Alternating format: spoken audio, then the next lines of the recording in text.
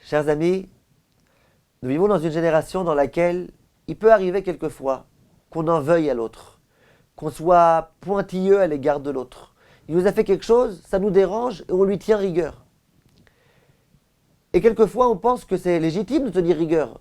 J'ai demandé quelque chose à quelqu'un, il ne me l'a pas donné, il m'a embêté. C'est logique que je lui doive lui tenir rigueur.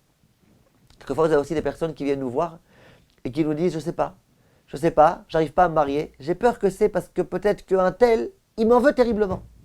Une fois j'ai fait un chidour, et puis elle voulait se marier avec moi, et moi j'ai refusé, et bien peut-être que maintenant elle m'en veut, et puisqu'elle m'en veut et qu'elle me tient rigueur, c'est pour ça que j'arrive pas à me marier, que toute ma vie j'arriverai pas à me marier. Vous entendez beaucoup de gens qui vous disent ça. Moi personnellement, très souvent j'entends ce genre de choses. Alors j'aimerais juste vous dire une idée, une perle précieuse, que dit le Rabbi Israël Salanter. Quand on étudie la Gemara, quand on étudie le Shulchan Aruch, les halachot du Choshen Mishpat, des problèmes d'argent, il y a plein de cas dans lesquels on dit qu'il y a deux plaignants. L'un qui dit à l'autre, tu me dois telle somme d'argent. Le Dayan réfléchit et dit effectivement, tu lui dois telle somme d'argent.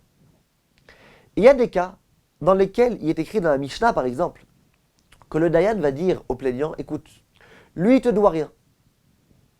Maximum, en lecha ela taromet. Tu peux être fâché contre lui. Tu peux lui tenir rigueur. Il t'a fait quelque chose de pas joli. Tu peux pas réclamer de l'argent parce qu'il te doit pas d'argent, mais c'est vrai que c'est pas joli ce qu'il t'a fait. Et donc tu peux lui tenir rigueur. Et plein de fois vous verrez dans les Mishnayot, Baba Metzia et compagnie, en lo ala vela taromet. La seule chose qui peut se permettre d'avoir contre lui, c'est lui tenir rigueur. Il n'y a pas de réclamation d'argent possible, il n'y a que de la rigueur. Dit Rabbi Israël Salanter, on voit d'ici quelque chose de très fort, extrêmement fort. Si la Mishnah a besoin de te dire, tu sais, dans ce cas-là, tu peux avoir de la taharomet à l'égard de l'autre, tu peux lui en vouloir. Ça veut dire que pour en vouloir à l'autre, il faut avoir l'autorisation de la Mishnah. Il faut avoir l'autorisation du Shulchan Aruch.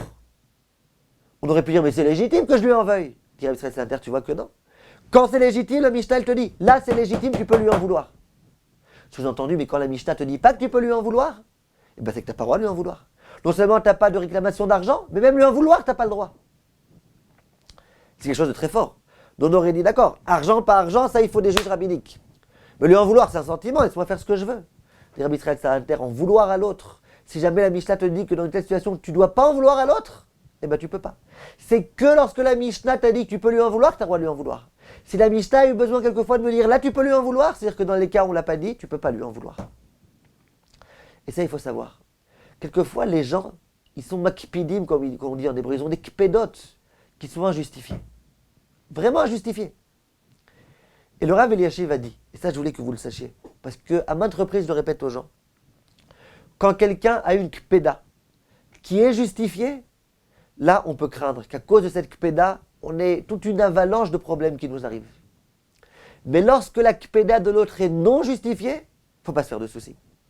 S'il y a eu un shidour par exemple, et que ça s'est mal terminé parce que je me suis mal adressé à lui, parce que je l'ai laissé en plan, parce que j'ai fait quelque chose de pas joli, et que l'autre il m'en veut, là effectivement, cette kpéda elle a du pouvoir. Cette kpéda elle peut avoir des très mauvaises incidences sur moi. Mais si j'ai tout fait de la façon la plus polie possible, j'ai demandé à un rav est-ce que c'est vrai, j'ai demandé même à la personne pourquoi elle m'en veut, il s'avère qu'elle m'en veut pour rien, comme c'est le cas beaucoup de fois les gens ils s'en veulent pour rien, ils tiennent rigueur à l'autre pour rien. Et bien là, dit le Rav Eliashiv, c'est même pas la peine de tenir compte de ça. C'est pas la peine de croire que tu as des pépins qui t'arrivent à cause de la kpéda non justifiée de l'autre. Kpéda justifiée, c'est un problème, il faut tout faire pour résoudre le problème. Kpéda injustifiée, c'est pas la peine de s'en faire. L'autre, il n'a pas le droit d'être makpid. S'il fait quelque chose qu'il n'a pas le droit, c'est pas mon problème à moi. À tous mes chers amis, et à bientôt.